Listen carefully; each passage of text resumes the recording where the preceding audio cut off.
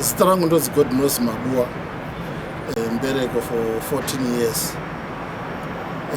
Pakuita dambudziko rakadai, munhu unosangana nezvinhu zvakawandisa zvinokuremera, mashoko anenge achitaurwa nehama kubasa, kumachurches, and saka zvinhu zvakadombosangana nazvo ndozvekuchechi, zvekuti ndo zvinhu zvindinonzwa kuti zvanga zvakarema pakuti takambosarudzwa kuti tiite maleaders eboka revana vechidiki. Tasarudzwa kudaro, mudzimai wangu akazovingwa navamwe vomuchechi, mamwe madzimai akataurwa kuti iweweka haungatungamirire boka revana vechidiki nekuti hausati wambova nemwana wakambochengeta, plus hauna kumboexperience malabor pains. Saka mudzimai wangu achiuya kuzonditaura izvozvo, takambosvika pakumborwadziwa zvakanyanyisa zvekuti takambofunga kuti dai tadombosiya chechi, asi takangozoziva kuti no, after tataura namufundisi vakangotoresa kuti no, hazvina basa tichangoona kuti zvakamira sei, asi takangozoramba tichingoenda kuchechi takumwa kuti no, kunamata ndokwakangonaka, ungaburiri chechi nekuda kwemwedzi yakadaro.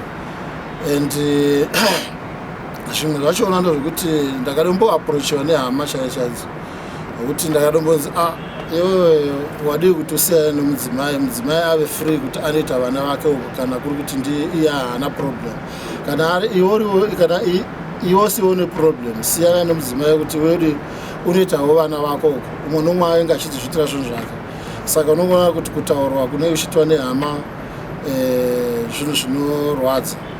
Uye kubasa ndakambosangana nemwedzi wekuti takati tichitaura nyaya, umwe wandashanda naye ndobva aona aziva kuti no, ina handina mwana, ndobva asvika pakunditi kudai doita joke here, kuti aidorevesa, handanzwisisa kuti iwewe ndihaye ndikuitire vana nomukadzi wako. Saka izvozvo zvakasvika pakuti takadorovana, asi zvakangooma hazvo. Iye akazozvibudisa basa, ndikabva ndasara ndiri pabasa.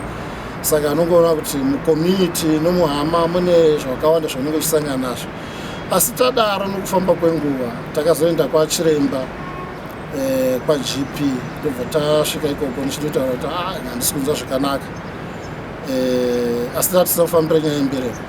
Ndakafambira kuti ndandisinganzwi zvakanaka. Tasvika ikoko ndobva ndaona kuti BP yakakwirisa. Saka yakade zvadaro, dhokota akabva andibvunza kuti why chii chimwe chiri kunetsa muupenyu, ndobva ndangotaura kuti chiri kutotinetsa inyaya yekuti hatina mbereko. Saka ndezvimwe zvinoita kuti pamwe kuda BP inge ichikwira, asina ndabva kuti accident, zvekuti mudzimai wangu akabva ati vari kunyeba, vakabva kuti accident. Ndikati ndotaura nyaya inondibata zvakanyanyisa kupfuura zvimwe zvose. Saka dhokota ndobva atikansela, ndobva atita matest. Saka atita matest, musi wokuzouya kuzotora matest ndomwe musi wanga wakarema zvakanyanyisa, pakuti patakazotora matest, maresults ematest, indi ndakadowanikwa kuti ndindo problem, mudzimai anga asina problem. Apa ukatarisa kuti nguva yese mudzimai ndiye aidofamba kuti abatsirwe, iye ari asina problem, indiri ndanga ndine problem. Akachifamba kumaprofita, kuchifamba kuita kana maprofita, pamwe kana kumadoctors, asi pasina chinotobatsira. Saka ipapo pakaita ndakanyatsonzwa kuti ndabatikana, basi ndandisina kumbozvifungira kuti ndingava ndine dambudziko. Saka dhokota akabva atodotirifeya kuna specialist. Ndobva ndadenda ikoko, ndobva ndanosvika ndikadopiwa matablets, ndikadotapa matablets. After 3 weeks ndatanga kumamwa, mudzimai ndobva atobata pamuviri. Saka kubva ipapo pamuviri pacho ndobva pazobva, asi hatina kuzogarisa, ndobva tatobata pamwe pamuviri. Saka mwana wedu ndobva saka uyezve first born ndobva yazvarwa. Saka izvo tadova nevana 4.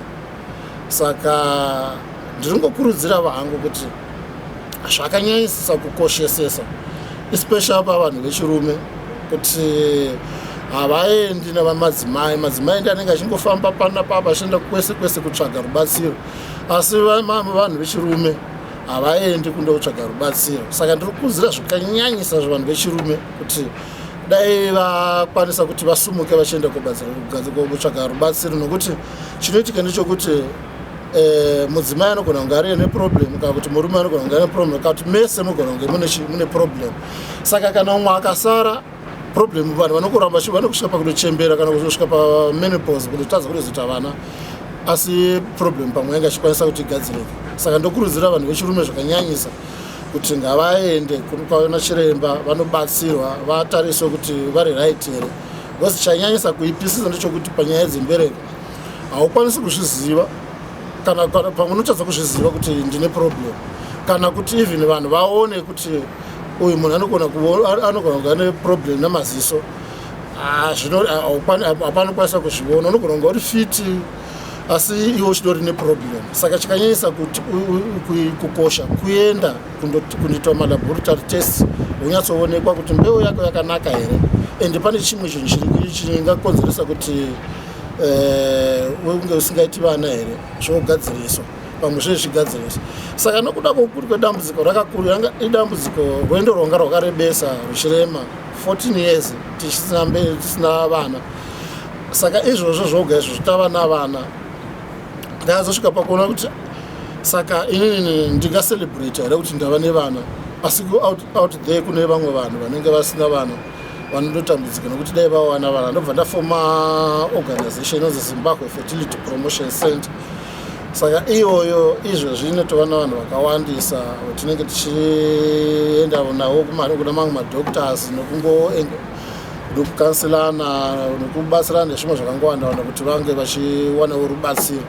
Saka ndiri kuti inini zvikurukuru varume handina vakadzi vedu, tese tiende kuno vakadzi nevarume tindotariswa kuti chii chingava chichikonzeresa, plus vanoda kuti vojoinawo ngavasvike vatitsvake paZimbabwe Fertility Promotion Center paFacebook, paWhatsApp tiripo.